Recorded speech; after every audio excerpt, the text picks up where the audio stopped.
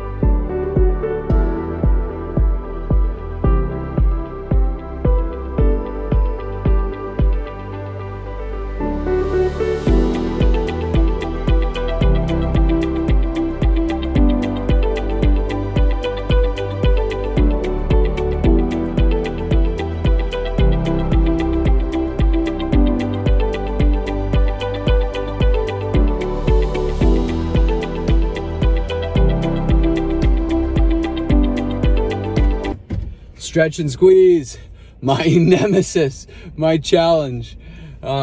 Here's my little innovation for today. At least I think so. I'll have to watch the video more closely to see if it actually helped.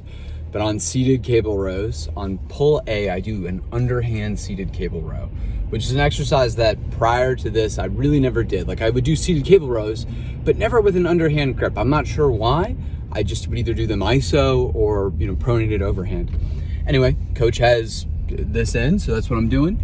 And I found that the stretch, when I really stretch and lean forward, is amazing. And it does feel distinctly different with the underhand grip. However, I have a tendency to cheat when I pull back, or cheat may be the wrong word, but I'll just say I use momentum and I lean back when I row the weight. And I've noticed that when I don't do that, if I can keep myself leaning forward throughout the movement, which is mentally very challenging, physically, it doesn't matter. But keeping myself leaning forward without rounding my lower back. So my lower back stays arched, but my upper back is rounded for that full stretch. And then I keep my angle at aiming for 45 degrees rather than 90. So then I'm not perpendicular when I come back. And when I do that, I can't use nearly as much weight, but I feel this tension in the lats specifically that seems to stay. I get it in the stretch no matter what, and then I keep it when I actually pull the weight in.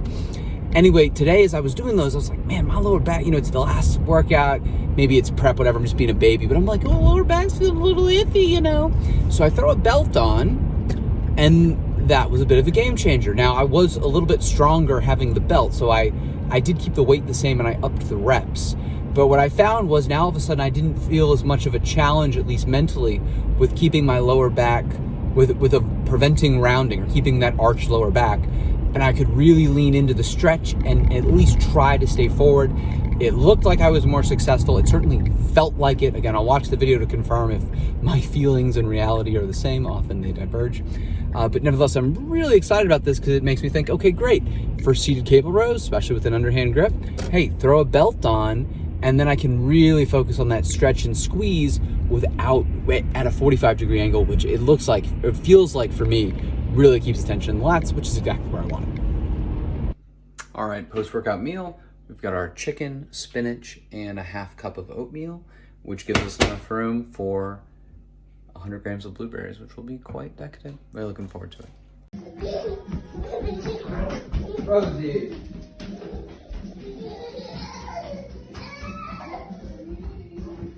I'm gonna push you down towards my cardio.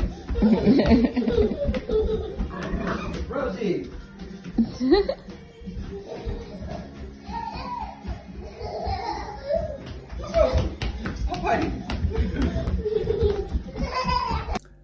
Meal A, we've got 110 grams of pork tenderloin, 130 grams of sweet potato, and 40 grams of white onion.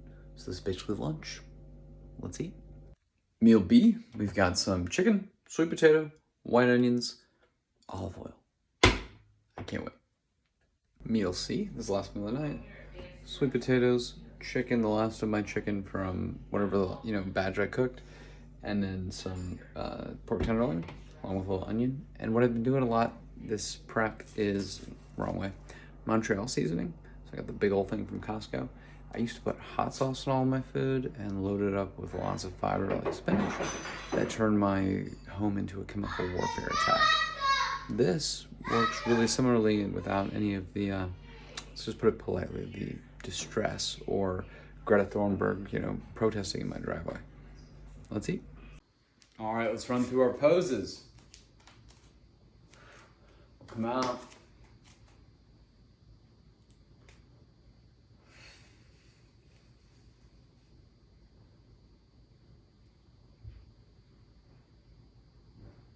Quarter turn.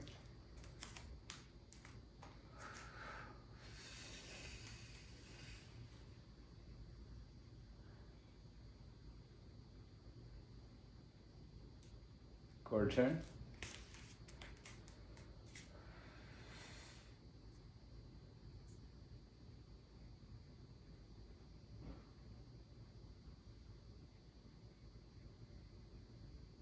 Quarter turn.